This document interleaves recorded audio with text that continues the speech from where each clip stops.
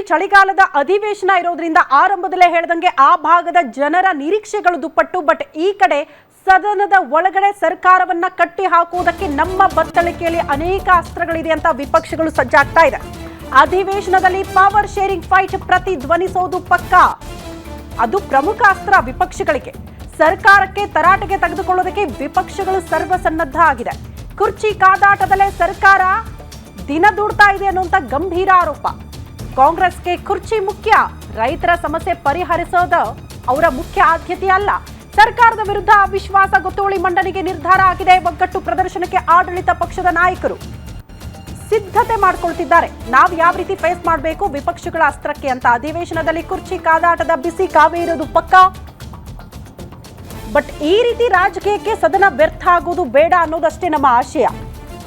ಖಂಡಿತ ಹೌದು, ಕಾಂಗ್ರೆಸ್ನಲ್ಲಿ ದಿನ ಬೆಳಗಾದ್ರೆ ಕುರ್ಚಿಯ ಕಾದಾಟಗಳಾಗ್ತಾ ಇದೆ. ಬಿಟ್ರೆ ರಾಜ್ಯದ ಜ್ವಲಂತ ಸಮಸ್ಯೆಗಳ ಬಗ್ಗೆ ಅವರಿಗೆ ಗಮನ ಇಲ್ಲ, ರೈತರ ಸಮಸ್ಯೆಗಳ ಬಗ್ಗೆ ಅವರು ಗಮನ ಹರಿಸ್ತಾ ಇಲ್ಲ ಅನ್ನೋದು ವಿಪಕ್ಷಗಳಿಗೆ ಅಸ್ತ್ರ ಆಗಬಹುದು. ಆದ್ರೆ ಈ ಅಸ್ತ್ರವನ್ನ ಮುಂದಿಟ್ಕೊಂಡು ಸದನವನ್ನ ವ್ಯರ್ಥ ಮಾಡಬೇಡಿ ಅನ್ನೋದಷ್ಟೇ ಆ ಭಾಗದ ಜನರ ಆಶಯ. ಯಾಕಂದ್ರೆ ಪ್ರತಿ ಬಾರಿ ಕೂಡ ಅಧಿವೇಶನ ಆದಾಗ್ಲೂ ಕೂಡ ನೂರಾರು ಆಸೆಗಳನ್ನ ಇಟ್ಕೊಂಡು ಆ ಭಾಗದ ಜನ ಎದುರು ನೋಡ್ತಿದ್ದಾರೆ. ಕಾರಣ ಉತ್ತರ ಕರ್ನಾಟಕ ಭಾಗದಲ್ಲಿ ಸಮಸ್ಯೆಗಳು ನೂರಾರು. ಇಷ್ಟೆಲ್ಲ 17 ಬಾರಿ ಅಧಿವೇಶನ ಆಗಿದೆ ಆ ಭಾಗದಲ್ಲಿ. ಎಲ್ಲಾ ಪಕ್ಷಗಳು ಅಧಿಕಾರಕ್ಕೆ ಬಂದು ಹೋಯ್ತು. ಬಟ್ ಇಲ್ಲಿ ತನಕ ಇರುವ ಜ್ವಲಂತ ಸಮಸ್ಯೆಗಳ ಬಗ್ಗೆ ಪರಿಹಾರ ಕಂಡು ಹಿಡಿಯೋದಕ್ಕೆ ಸಾಧ್ಯ ಆಗ್ತಾ ಇಲ್ಲ ಅಂತ. ಹಾಗಾಗಿ ಈ ಬಾರಿ ಅಧಿವೇಶನ ಆದ್ರೂ ಅಟ್ಲೀಸ್ಟ್ ಆ ಭಾಗದ ಜನರ ಸಮಸ್ಯೆಗಳ ಬಗ್ಗೆ ಧ್ವನಿ ಎತ್ತೋ ರೀತಿಯಲ್ಲಿ ಇರಬೇಕು. ನಿಮ್ಮ ಬತ್ತಳಿಕೆಯಲ್ಲಿರುವಂತಹ ಅಸ್ತ್ರ ಪ್ರತ್ಯಸ್ತ್ರಗಳನ್ನ ಪ್ರಯೋಗ ಮಾಡೋದಕ್ಕೆ ಸಾಕಷ್ಟು ಸಮಯ ಇದೆ. ಗೊತ್ತಿಲ್ಲ, ಈ ಬಾರಿ ಕೂಡ ಸದನದಲ್ಲಿ ಒಂದಷ್ಟು ಗದ್ದಲ ಗಲಾಟೆಗಳು ಆಗಬಹುದು. ಪ್ರಮುಖ ಅಸ್ತ್ರ ಕುರ್ಚಿಯ ಕಾದಾಟ. ಬರೀ ಕಾಂಗ್ರೆಸ್ ಪಕ್ಷದಲ್ಲಿ ಮಾತ್ರ ಕುರ್ಚಿಯ ಕಾದಾಟ ಇದೆಯಾ, ಬಿಜೆಪಿಯಲ್ಲಿ ಇಲ್ವಾ ಅಂದ್ರೆ ಖಂಡಿತ ಇದೆ. ರಾಜ್ಯಾಧ್ಯಕ್ಷರ ವಿಚಾರಕ್ಕೆ ಸಂಬಂಧಪಟ್ಟಂತೆ ನಿಮ್ಮಲ್ಲೂ ಕೂಡ ಗೊಂದಲಗಳಿದೆ. ಹಾಗಾಗಿ ಅವರು ಅದನ್ನ ಹೇಳಿದ್ರೆ ನಾವು ಇದನ್ನ ಹೇಳ್ತೀವಿ ಅಂತ ಸಿದ್ಧತೆಗಳು ಆಗಬಹುದು. ಸದನದಲ್ಲಿ ಗದ್ದಲ ಗಲಾಟೆಗಳಾಗಬಹುದು. ಆದ್ರೆ ಇರುವ ಮುಖ್ಯ ಉದ್ದೇಶ ಏನು? ಆ ಭಾಗದಲ್ಲಿ ರೈತರ ಹೋರಾಟಗಳು ನಿರಂತರವಾಗಿ ಆಗ್ತಾ ಇದೆ. ನೀರಾವರಿ ಯೋಜನೆಗಳಿಗೆ ಸಂಬಂಧಪಟ್ಟಂತೆ ಪ್ರತಿ ಬಾರಿ ಹೋರಾಟಗಳಾಗತ್ತೆ, ಪರಿಹಾರ ಸಿಕ್ಕೇ ಇಲ್ಲ. ಕಬ್ಬು ಬೆಳೆಗಾರರ ಹೋರಾಟ, ಮೆಕ್ಕೆಜೋಳ ಬೆಳೆದಂತಹ ರೈತರ ಹೋರಾಟ ಇಲ್ಲಿ ತನಕ ಒಂದು ತಾರ್ಕಿಕ ಅಂತ್ಯಕ್ಕೆ ಬರೋದಕ್ಕೆ ಸಾಧ್ಯ ಆಗ್ತಾ ಇಲ್ಲ, ತಾರ್ಕಿಕ ನಿರ್ಧಾರಕ್ಕೆ ಬರೋದಕ್ಕೆ ಸಾಧ್ಯ ಆಗ್ತಾ ಇಲ್ಲ. ಅಟ್ಲೀಸ್ಟ್ ಅದರ ಬಗ್ಗೆ ಚರ್ಚೆ ಆಗಲಿ ಅನ್ನೋದಷ್ಟೇ ಆ ಭಾಗದ ಜನರ ಆಶಯ. ಈ ಬಗ್ಗೆ ಮತ್ತಷ್ಟು ಡೀಟೇಲ್ಸ್ ಅನ್ನ ಕೊಡ್ತಾ ಹೋಗ್ತಾರೆ ನಮ್ಮ ಪ್ರತಿನಿಧಿ ದುರ್ಗೇಶ್. ನೇರ ಸಂಪರ್ಕದಲ್ಲಿ ಜಾಯಿನ್ ಆಗ್ತಿದ್ದಾರೆ ಬೆಳಗಾವಿಯಿಂದ. ಪ್ರಮುಖವಾಗಿ ಗ್ಯಾರಂಟಿ ನ್ಯೂಸ್ ನ ಅತಿ ದೊಡ್ಡ ತಂಡ ಬೆಳಗಾವಿಯಲ್ಲೇ ಬೀಡು ಬಿಟ್ಟಿದೆ. ಸದನದ ಒಳಗಡೆ ಹೊರಗಡೆ ಏನೇ ಆದ್ರೂ ಕೂಡ ಪ್ರತಿ ಕ್ಷಣದ ಮಾಹಿತಿಯನ್ನ ನಿಮ್ಮ ತನಕ ತಲುಪಿಸುವ ಕೆಲಸವನ್ನ ಗ್ಯಾರಂಟಿ ನ್ಯೂಸ್ ಮಾಡ್ತಾ ಹೋಗುತ್ತೆ.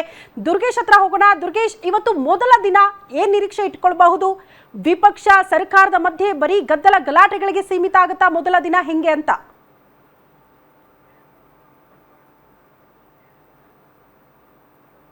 ಈ ಬಾರಿ ಸಾಕಷ್ಟು ಮಹತ್ವವನ್ನು ಪಡೆದುಕೊಂಡಿದೆ. ಯಾಕಂತಂದ್ರೆ ಒಂದ್ ಕಡೆ ರಾಜ್ಯ ಕಾಂಗ್ರೆಸ್ನಲ್ಲಿ ನಾಯಕತ್ವ ಬದಲಾವಣೆಯ ವಿಚಾರ ಸಾಕಷ್ಟು ಜೋರಾಗಿ ಕೂಗಿ ಬರ್ತಾ ಇರುವಂಥದ್ದು. DCM DK ಶಿವಕುಮಾರ್ ಅವರು ಮುಂದಿನ 2.5 ವರ್ಷಗಳ ಕಾಲ ಮುಖ್ಯಮಂತ್ರಿ ಆಗಲೇಬೇಕು ಅನ್ನೋ ಒಂದು ಪಟ್ಟನ್ನು ಹಿಡಿದುಕೊಂಡು ಕೂತಿರುವಂಥದ್ದು. ಇದರ ಮಧ್ಯೆ CM ಸಿದ್ದರಾಮಯ್ಯನವರು ನಾನೇ ಪೂರ್ಣಾವಧಿಯ ಮುಖ್ಯಮಂತ್ರಿಯಾಗಿ ಅಧಿಕಾರವನ್ನು ನಡೆಸ್ತೀನಿ ಅಂತ ಹೇಳ್ತಾ ಇದ್ದಾರೆ. ಹೀಗಾಗಿ ಇದೇ ವಿಚಾರವನ್ನು ಇಟ್ಕೊಂಡು ವಿಪಕ್ಷಗಳ ನಾಯಕರುಗಳು ಪ್ರಶ್ನೆಯನ್ನು ಮಾಡಲಿಕ್ಕೆ ಈ ಬಾರಿಯ ಚಳಿಗಾಲದ ಅಧಿವೇಶನದಲ್ಲಿ ಎಲ್ಲ ರೀತಿಯಾದಂಥ ಸಿದ್ಧತೆಗಳನ್ನು ಮಾಡಿಕೊಂಡಿರುವಂಥದ್ದು. ಮತ್ತು ಸರ್ಕಾರಕ್ಕೆ CM ಸಿದ್ದರಾಮಯ್ಯನವರಿಗೆ ಶಾಸಕರ ಬೆಂಬಲ ಇಲ್ಲ ಅನ್ನೋ ಒಂದು ನಿಟ್ಟಿನಲ್ಲೇ ವಿಪಕ್ಷಗಳ ನಾಯಕರುಗಳು ಅವಿಶ್ವಾಸ ಗೊತ್ತುವಳಿ ಮಂಡನೆ ಮಾಡಲಿಕ್ಕೂ ಸಹ ಎಲ್ಲ ರೀತಿಯಾದಂಥ ಸಿದ್ಧತೆಗಳನ್ನು ಒಂದು ಕಡೆ ಮಾಡ್ಕೋತಾ ಇರುವಂಥದ್ದು. ಇನ್ನೊಂದು ಕಡೆ ವಿಪಕ್ಷಗಳ ನಾಯಕರ ಹೋರಾಟದ ಸುಳಿವನ್ನು ಕಂಡುಕೊಂಡಿರ್ತಕ್ಕಂಥ ರಾಜ್ಯ ಕಾಂಗ್ರೆಸ್ ನಾಯಕರುಗಳು ಎಲ್ಲರೂ ಸಹ ಇದೀಗ ಒಗ್ಗಟ್ಟಿನ ಮಂತ್ರವನ್ನು ಜಪಿಸ್ತಾ ಇದ್ದಾರೆ. ನಾವೆಲ್ಲರೂ ಸಹ ಒಗ್ಗಟ್ಟಾಗಿದ್ದೀವಿ. ಅದರಲ್ಲೂ ವಿಶೇಷವಾಗಿ CM ಸಿದ್ದರಾಮಯ್ಯ ಮತ್ತು DCM DK ಶಿವಕುಮಾರ್ ಅವರು 2 ಬಾರಿ ಬ್ರೇಕ್ಫಾಸ್ಟ್ ಮೀಟಿಂಗ್ಗಳನ್ನು ಮಾಡುವ ಮೂಲಕ ನಾವಿಬ್ಬರು ಬ್ರದರ್ಸ್ ಥರ ಇದ್ದೀವಿ ಅನ್ನೋ ಒಂದು ಸಂದೇಶವನ್ನು ರಾಜ್ಯ ಕಾಂಗ್ರೆಸ್ನ ಎಲ್ಲ ಕಾರ್ಯಕರ್ತರಿಗೂ ಕಳಿಸಿರುವಂಥದ್ದು.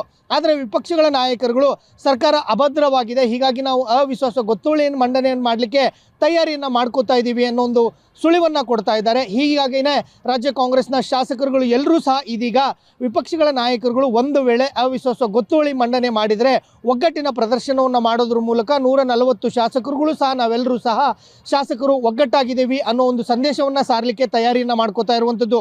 ಹೀಗಾಗಿ ಈ ಬಾರಿಯ ಬೆಳಗಾವಿಯ ಚಳಿಗಾಲದ ಅಧಿವೇಶನ ಸಾಕಷ್ಟು ಮಹತ್ವವನ್ನು ಪಡೆದುಕೊಂಡಿರುವಂಥದ್ದು. ಯಾಕಂತಂದರೆ DCM DK ಶಿವಕುಮಾರ್ ಅವರು ಮುಂದಿನ ಸಂಕ್ರಾಂತಿಯ ಬಳಿಕ ಮುಖ್ಯಮಂತ್ರಿ ಆಗ್ತಾರೋ ಇಲ್ವೋ ಅನ್ನೋದು ಸಾಕಷ್ಟು ಕುತೂಹಲಕ್ಕೆ ಒಂದು ಕಡೆ ಕಾರಣವಾಗ್ತಾ ಇದ್ರೆ, ಇನ್ನೊಂದು ಕಡೆ CM ಸಿದ್ದರಾಮಯ್ಯನವರು ನಾನೇ 5 ವರ್ಷಗಳ ಕಾಲ ಪೂರ್ಣಾವಧಿ CM ಅಂತ ಹೇಳ್ತಾ ಇದ್ರೂ ಸಹ ಹೈಕಮಾಂಡ್ ನಿರ್ಧಾರಕ್ಕೆ ನಾನು ಬದ್ಧ ಅಂತ ಹೇಳ್ತಾ ಇದ್ದಾರೆ.